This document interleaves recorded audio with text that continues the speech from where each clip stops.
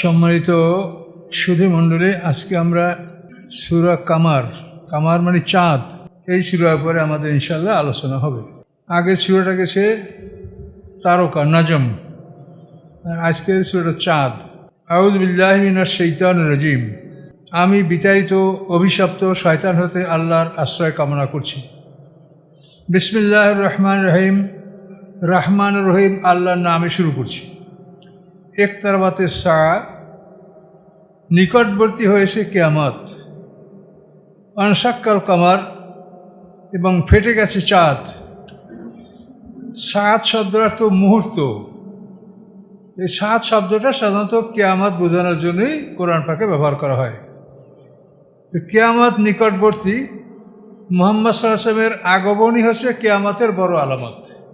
যিনি শেষ পয়গম্বর, এরপরে আর কোনো পয়গম্বর আসবে না, ইনার সময়টু শেষ হলেই কিয়ামত হবে। এই জন্য আল্লাহ বলছেন যে কিয়ামত নিকটবর্তী হয়েছে এবং চাঁদ ফেটে গেছে, চাঁদ দ্বিখণ্ডিত হয়েছে।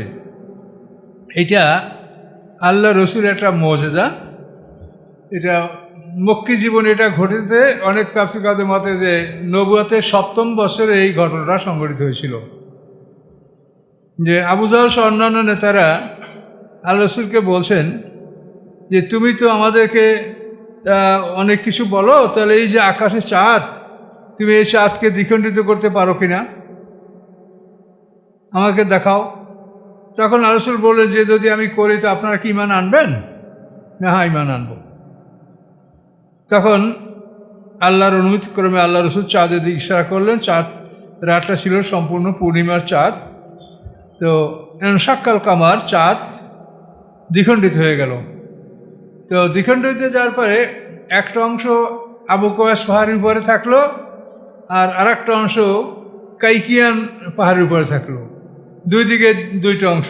এই আবু কুবায়স পাহাড়টা আপনি যদি কাবাঘর থেকে এরকম পূর্ব দিকে আপনি দাঁড়ান, আপনার ডান হাতের দিকে আবু কুবায়স পাহাড়, আর এদিকে কাইকিয়ান পাহাড়, আবার এর থেকে একটু সামনে গিয়ে হেরা পর্বত।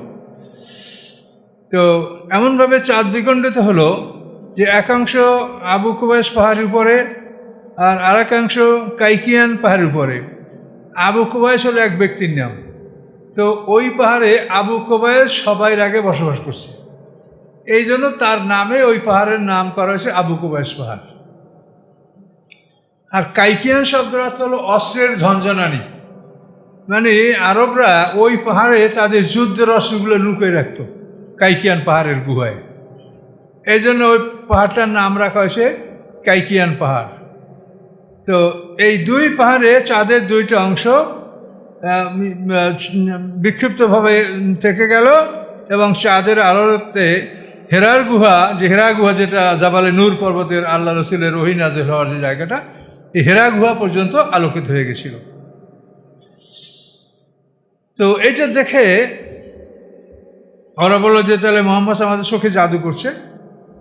আল্লাহ কি বলে দেখেন, ওয়াইয়ারাও আয়াতান ইউরাজু, যখনই তারা দেখে কোনো নিদর্শন ওরা মুখ ফিরিয়ে নেয়। তাহলে অনেকে আবার মনে করেন যে এখানে ইনশাক্কার সময় হলো কিয়ামতের পূর্বে ধ্বংস হবে, সেই সময় তো চন্দ্র সূর্য বিনষ্ট হবে, তো সেইটা নাকি? কিন্তু না, এখানে সামনের আয়াত দেখেন, আল্লাহ বলেন ওয়াইয়ারাও আয়াতান, যদি দেখে তারা কোনো নিদর্শন মুজিজা, ইউরাদু, ওরা মুখ ফিরিয়ে নেয়। ওয়াকুলু, এবং তারা বলে সেহরুম মুস্তামির, এটা চলমান জাদু। তাহলে কিয়ামতের দিন যে চাঁদ দ্বিখণ্ডিত করে সূর্য ধ্বংস হবে, সেই সময় কিন্তু এই কথা বলার কেউ থাকবে না যে এটা জাদু। কথা বলতে পারছেন? সে সময় নফসি নিয়েই সবাই ব্যস্ত থাকবে। সে সময় মন্তব্য করার কারো সুযোগ থাকবে না। কেন ইসরাফিলে সিঙ্গার ফুটপাত শুরু হয়ে গেলে এই মন্তব্য করার মতো কোনো সুযোগ কারো থাকবে না। ভয়ঙ্কর অবস্থা।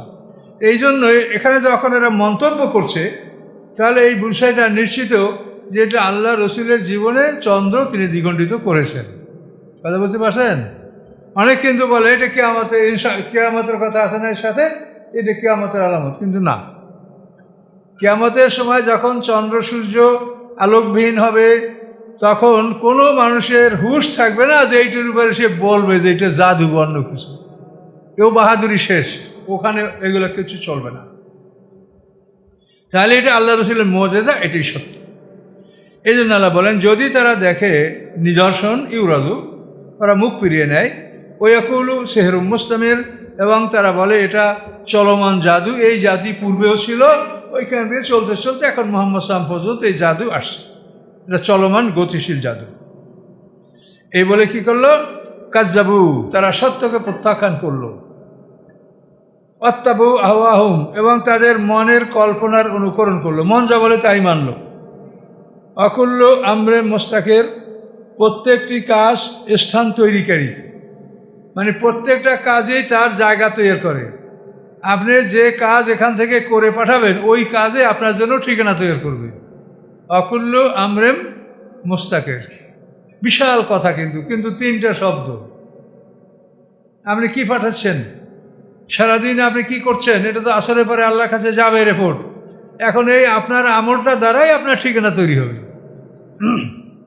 আপনি যদি জান্নাতের আসবাব পাঠিয়ে থাকেন, আপনি রোজা, নামাজ, জিকির, আজকার, দান খয়রাত, ভালো কথা বলা, এগুলি করেছেন, তা আপনার জন্য জান্নাতের জন্য নেয়ামত তৈরি হবে। কোনটা দ্বারা কতখানি তৈরি হতে পারে আল্লাহ ভালো জানেন, উনি করবেন। আর যদি কেউ এই গান বাজনা, জারি যাত্রা, সিনেমা, ভিসিআর, রিপটিজিং এইসবে যদি সমাষ্ট হয়ে থাকে, এটার জন্য তার দোজখের বাড়িতে তার জন্য শাস্তি তৈরি হবে। তাহলে প্রত্যেকটা মানুষের জান্নাত এবং জাহান্নাম এটা তার আমল দ্বারা তৈরি হয়।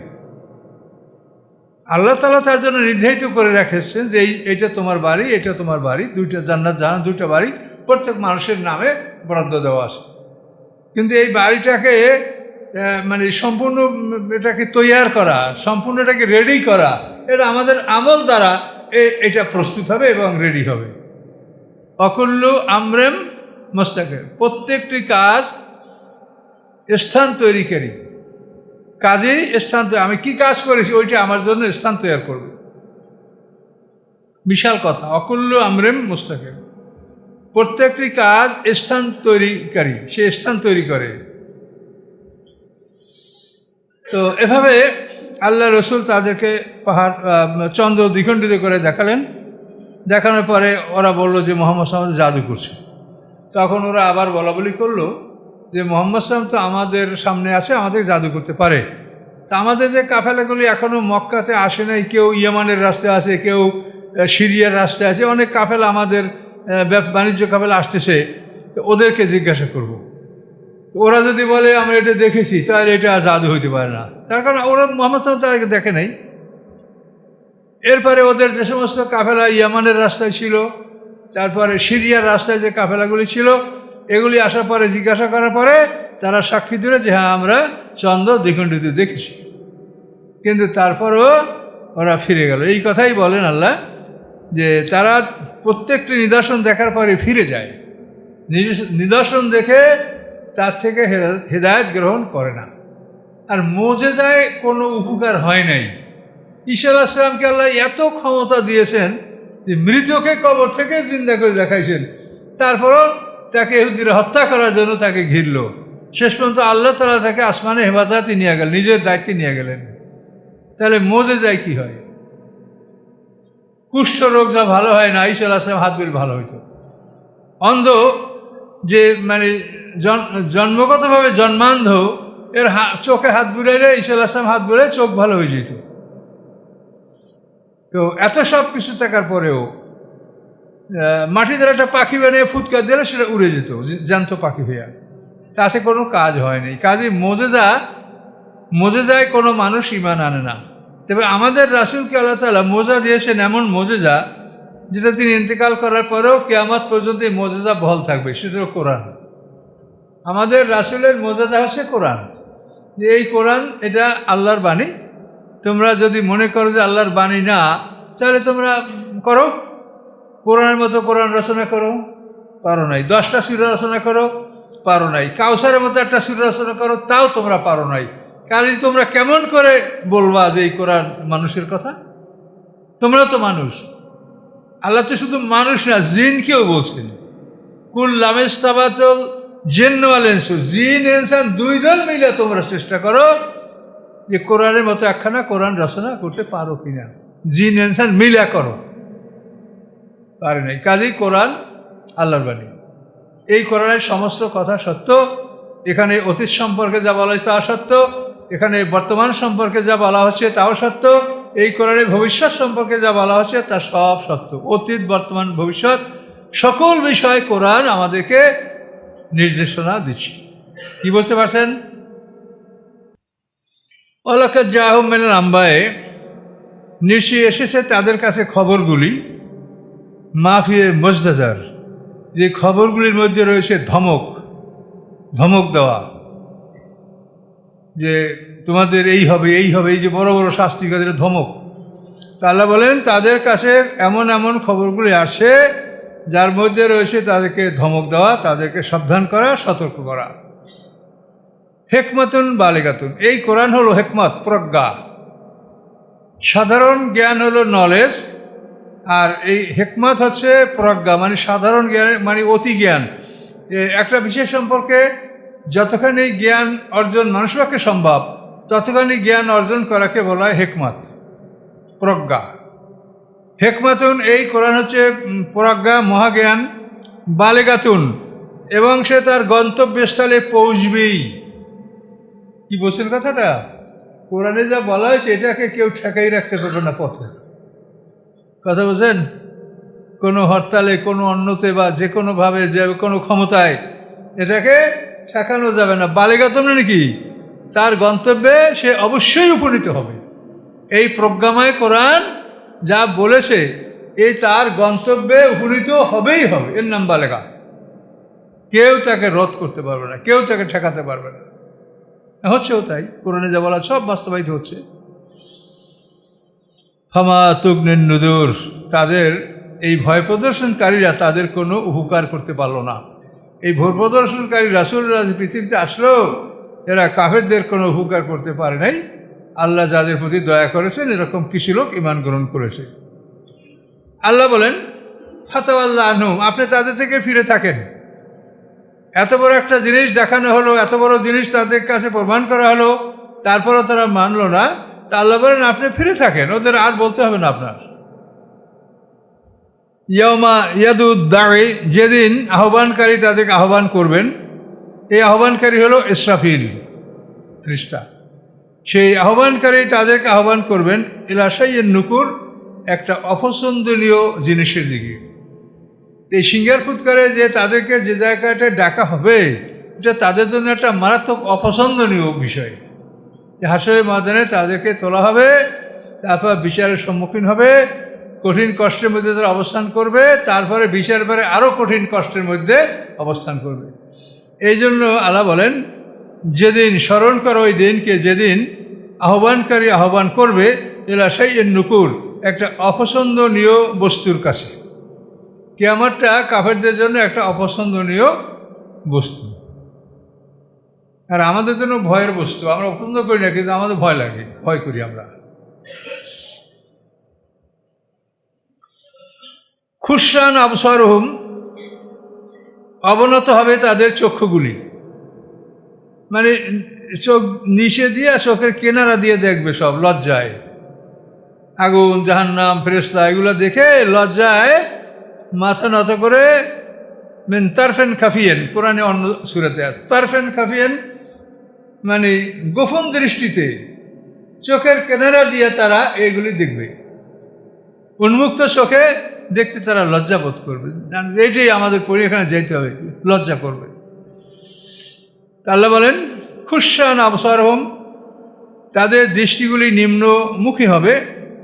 ইয়াখরুজুনা মিনাল আজদাসে, এবং তারা বের হবে কবর থেকে। কীরকম বের হবে? কার নাম জুরাদুম মন্তাসের, মনে হচ্ছে যেন তারা বিক্ষিপ্ত পতঙ্গ। জুরাদুন শব্দের অর্থ হলো পঙ্গপাল। এই যে পঙ্গপাল যদি আসে তো সে মানে শেষ মুহূর্তের মধ্যে দেখবেন যে এই বাংলা সবুজ বাংলা সাদা হয়ে গেছে। এ বাহিনী আল্লাহ সমুদ্রে থাকে, কি খায় কি করে কোথায় থাকে আল্লাহ জানে, কিন্তু এটা ভয়ঙ্কর। এই জুরাত, টিড্ডি, পঙ্গপাল।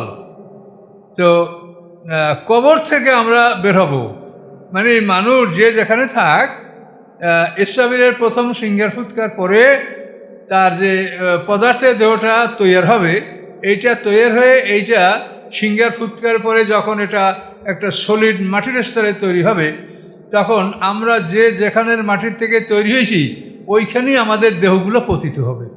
এটা সিংহের ফুৎকারের মাধ্যমে এটা হবে। যেহেতু আল্লাহ বলছেন মেনহা খালাকনাকুম অফিহা নহিদুকুম অমেনহা নুখরিজুকুম তারাতুনা, ওই মাটির থেকে তোমাকে সৃষ্টি করেছি, ওই মাটিতে তোমাকে ঢুকাবো, ওই মাটির থেকে আমি তোমাকে দ্বিতীয়বার বের করব। তারাতা নোখরা মানে দ্বিতীয়বার, তৃতীয়বার কিন্তু নাই। দেখেন এই যে আমার সাথে যত তর্ক দেখেন, প্রত্যেকটা আয়াত দেখেন। কোরআন দেখবে না একদল মানুষ, অযথা তর্ক করবে। এখন করুক, এটা তো করবেই, আজীবন নবী রসুলদের সাথে ওইভাবে তর্ক চলে আসছে। তো আমরা সবসময় খেয়াল রাখবো যে আল্লাহর কোরআনকে আমরা ঠিক রাখবো, রাসূলের কথা মানা আমাদের জন্য ফরজ, যেহেতু রাসূলের আনুগত্য করতে আল্লাহ কোরআনে আদেশ দিয়েছেন। তো একটা মানুষের আনুগত্য আমরা কেমনে করব যদি আমরা তার কথা না শুনি বলেন? তাহলে রাসূলের কথা আমাদের শুনতে হবে, কিন্তু রাসূলের কথা কিনা সেটা আমাদের গ্যারান্টি নিতে হবে। অনেক বাজে কথা এর মধ্যে আছে, সেগুলো তো আমরা রাসূলের কথা হিসেবে না ধরি, এটা হলো বিবেচনার বিষয়। তো আল্লাহ বলেন তাহলে আমরা এখন পৃথিবীতে মনে করেন এক একটা কবর উপরে হাজার হাজার কবর হয়ে যাচ্ছে। কাজে এটা এখন এভাবে থাকছে, কিন্তু এটা কিন্তু এভাবে থাকবে না। ইসরাফিলের সিংহের ফুৎকারে এই পদার্থগুলি যখন একত্রিত হবে তখন এটা প্রত্যেকটা মানুষের ধর ও জায়গায় পতিত হবে যেখান থেকে তাকে তৈরি করা হয়েছে। এই জায়গাতে সিংহের ফুৎকারে পতিত হবে এবং ওখান থেকে বের হবে। এই জন্য আল্লাহ বলছেন যে খুশান আবসারুম, তাদের চক্ষু হবে অবনমিত, ইয়াখরুজুনা মিনাল আজদাসে, তারা বের হবে কবরসমূহ থেকে, কান্নাম জুরাদুম মুনতাসের, মনে বেদনা তারা বিক্ষিপ্ত পতঙ্গ, বিক্ষিপ্ত পঙ্গপাল, খুব এলোমেলোভাবেই সব বের হবে। বের হওয়ার পরে এদেরকে মাঠে সাজানো হবে। ইসরাফিল গ্রুপের ফেরেশতারা এদেরকে মাঠে সাজাবে, হাউজে কাউসারের পানির ব্যবস্থা করবে, তারপরে পোশাকের বয়স হলে পোশাক তাদেরকে দিবে, 70 উলঙ্গ পোশাকের বয়স হলে তাদেরকে পোশাক দেওয়া হবে। এই সব কিছু হবে হাসরের ময়দানে, আল্লাহ তাআলা বিচারের মাঠে আসার আগে। কিয়ামত অনুষ্ঠিত হওয়ার 70 বছর পরে আল্লাহ বিচারের মাঠে বিচারের জন্য তার সিংহাসন নিয়ে হাজির হবেন।